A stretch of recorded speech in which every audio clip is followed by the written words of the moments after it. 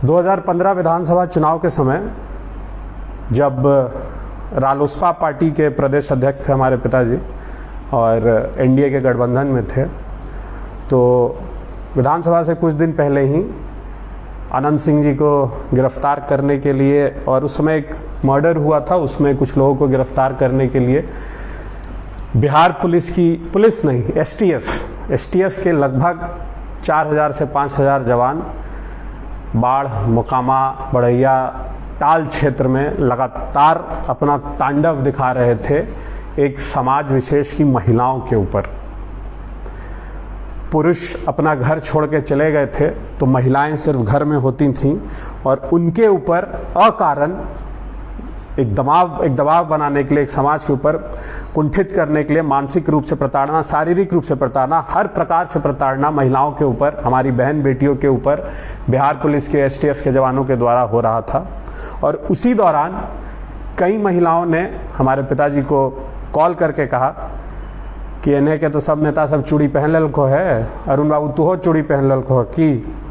तो जब ये बात उनके मन में कई दिनों से आ रही थी और एनडीए के कार्यालय, भाजपा के कार्यालय में एनडीए के बैठक के बाद, जहाँ पे उस समय सुशील मोदी जी थे, रालोसपा की तरफ से मेरे पिताजी थे, पशुपति पारस जी थे लोजपा के तरफ से, और हम के भी नेता थे,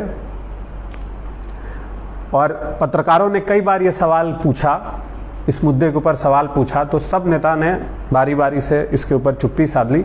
तो अंत में मेरे पिताजी ने सबको कहा कि आप ही कहिए, मगर सबने कहा मेरे पिताजी को कि आप ही कहिए। तो जब मेरे पिताजी से पूछा गया तो उन्होंने यही कहा कि महिलाओं के इन क्रुंदन को, हमारे समाज की महिलाओं की बहू बेटियों के ऊपर जो अत्याचार, जो हमला हो रहा था, उसको मैं नहीं सह सकता। उस अहंकार को दमन करने के लिए, इनके अहंकार को, इनके छाती को मैं तोड़ दूंगा। तो मुझे नहीं लगता है कि इस बयान में कोई भारी विवाद था, मगर इसको तुल दिया गया, विवादित किया गया, और किसी एक व्यक्ति ने एक पूरा सिस्टम इसके ऊपर लगा। और जब आप देखेंगे कि इस तरह के केसेस में, सेक्शन 153 के केसेस में कई बार, कई प्रकार के केस हुए जिसमें बहुत ही घृणित बातें कही गई हैं, हिंदू मुस्लिम को लेकर, दूसरे चीज़ों को लेकर बातें कही गई, मगर उसमें आज तक कभी कुछ नहीं हुआ है। मगर न्यायालय का फैसला है, उसके ऊपर हम बहुत विशेष नहीं कहना चाहेंगे। मगर एक बात मैं ज़रूर कहूँगा कि अगर इस तरीके से विंडिक्टिव पॉलिटिक्स होती रहेगी तो भगवान ना करे कि आज जो सत्ता में लोग बैठे हुए हैं वो सत्ता के बाहर कभी चले जाएं। क्योंकि जब दूसरों की भी सरकार आएगी तो लोग भी इसी तरह चुन कर इसी तरह के छोटे मोटे प्रकरण के ऊपर, आपके ऊपर भी केस करेंगे, तब आपसे भी यही सवाल पूछा जाएगा। और मैं कल देख रहा था 2 दिन से, चंद लोग ही, बहुत लोग नहीं, चंद लोग इस सवाल को लगातार उठा रहे थे कि समाज के लिए क्या इन्होंने किया कि समाज आज इनके लिए खड़ा रहे।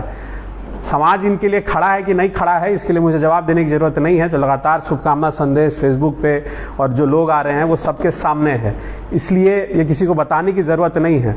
और समाज के लिए क्या किया, इसको अगर सवाल आप अरुण कुमार से ना पूछकर मोकामा टाल क्षेत्र में उन औरतों से जाकर पूछें, हमारे समाज की बहन बेटियों से जाके पूछें, जिनके ऊपर पुलिस इस प्रकार का आकरण, घर में घुसकर उन्हें निर्वस्त्र करने का, उन्हें प्रताड़ित करने का काम कर रहा था, उनसे जाके समाज के जो ठेकेदार हैं वो जाके पूछे कि इन्होंने समाज के लिए क्या किया।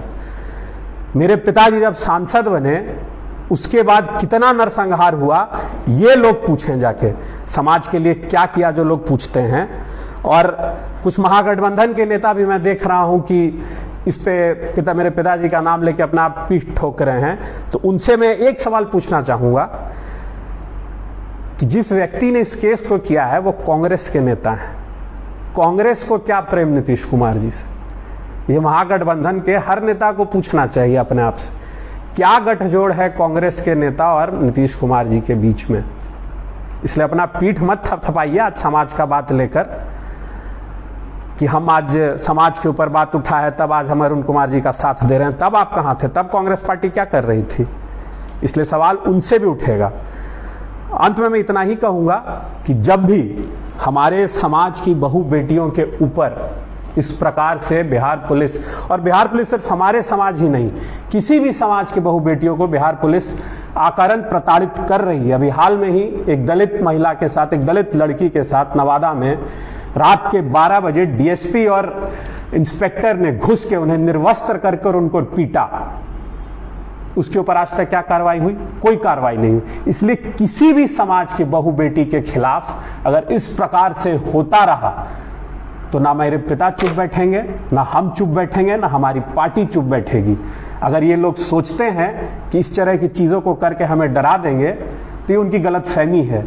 भीरू भेड़िया प्रकार के जो लोग होते हैं वैसे ही छुप के वार करते हैं, मगर इससे सिंह की गर्जना कम नहीं होती है। सिंह लगातार गरजा है और गरजते रहेगा। दुर्योधन ने भी कृष्ण को इसी प्रकार से बेड़ी में बांधने की कोशिश की थी, मगर दुर्योधन का क्या हाल हुआ ये किसी से छुपा हुआ नहीं है। मेरे पिता को जॉर्ज फर्नांडिस का मानस पुत्र कहा जाता है, और जॉर्ज के बारे में यही लोग जो आज सरकार में बैठे हैं, सरकार के जो पोषित लोग हैं, यही लोग जॉर्ज के लिए नारा लगाते थे कि जेल का फाटक टूटेगा, जॉर्ज हमारा छूटेगा। जेल से अगर आप समझते हैं हमारे परिवार को डरा देंगे तो ये आपका भ्रम है। मेरे दादाजी को इंदिरा गांधी ने जेल भेजा था, कई साल जेल में रहे शिक्षकों की लड़ाई लड़ने के लिए। आज मेरे पिताजी को अगर समाज के बहू बेटियों की इज्जत बचाने के लिए जेल भेजा जाए तो उससे मेरे पिताजी पीछे नहीं हटने वाले। एक बार क्या 10 बार आप जेल भेजिए, कोई नहीं हम में से डरने वाला। और सिर्फ मैं ही नहीं, समाज का बच्चा बच्चा आपके अहंकार को तोड़ने के लिए कल ये बोलेगा कि आपकी छाती भी तोड़नी पड़े, आपके अहंकार को तोड़ना पड़े, तो कल ये समाज का एक एक बच्चा बोलेगा। अगर आप सोच रहे हैं कि इन सब चीज़ों को लेकर आप डराएंगे तो इस विंडिक्टिव पॉलिटिक्स से आप ही को नुकसान है, हमारा कोई नुकसान नहीं है। जितना आप हमें डराने की कोशिश करेंगे हम उतना प्रखर होकर बोलेंगे। और यही मैं सबसे अपील करूंगा कि ज़्यादा उद्वेलित होने की ज़रूरत नहीं है। हमें न्यायालय पर पूरा भरोसा है, हमें सुप्रीम कोर्ट तक जाना पड़े हम जाएंगे, मगर हमें पूर्ण यकीन है कि डिस्ट्रिक्ट जज के पास हम अपील में जाएंगे। और यहाँ पे इस प्रकार का कोई मामला ही नहीं है, कोई एविडेंस ही नहीं है। अब उसमें जजमेंट में क्या उन्होंने सोचा उसके ऊपर ज़्यादा हम टिप्पणी नहीं करना चाहते हैं, क्योंकि कोर्ट का अपना प्रोसेस है। मगर हाँ, अपील में हम जाएंगे, हमें न्यायालय पे पूरा भरोसा है। और ये दरवाज़ा बंद नहीं हुआ, इसलिए हमारे पिताजी के समर्थक, हमारे समर्थक इससे लेके बहुत उद्वेलित होने की ज़रूरत नहीं है। हम संघर्ष करेंगे और संघर्ष मोकामा से ही शुरू होगा, मोकामा के टाल से ही शुरू होगा, उन्हीं महिलाओं के आशीर्वाद से शुरू होगा। उन्हीं महिलाओं के बीच हम जाएंगे, उनका आशीर्वाद हम लेंगे और उन्हें ये फिर से हम उन्हें रिअश्योर करेंगे, उन्हें याद दिलाएंगे कि आपको डरने की जरूरत नहीं है। इस प्रकार के जेल के कई मुकदमे लद जाएं, आपके लिए अरुण कुमार खड़े थे, खड़े रहेंगे, हमें से कोई डर नहीं है। धन्यवाद।